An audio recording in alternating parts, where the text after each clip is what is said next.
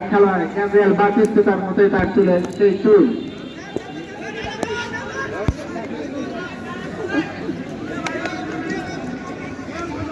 এবার free kick জামাতের অনুকূলে।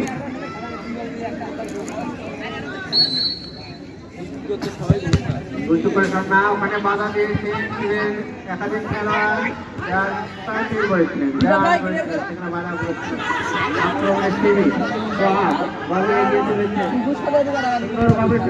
পার করে নিয়েছিলেন কিন্তু আবারও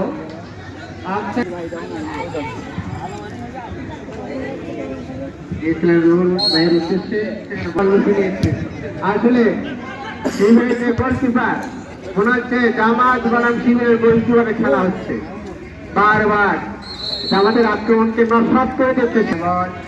সেখান থেকে আরিফ এগিয়ে দিয়েছেন মাঠে দক্ষিণ প্রান্ত দিয়ে আক্রমণ দিয়েছেন।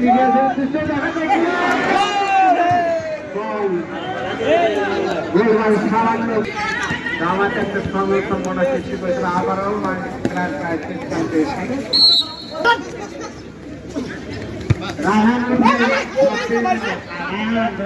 বাইরে চলে আসবে।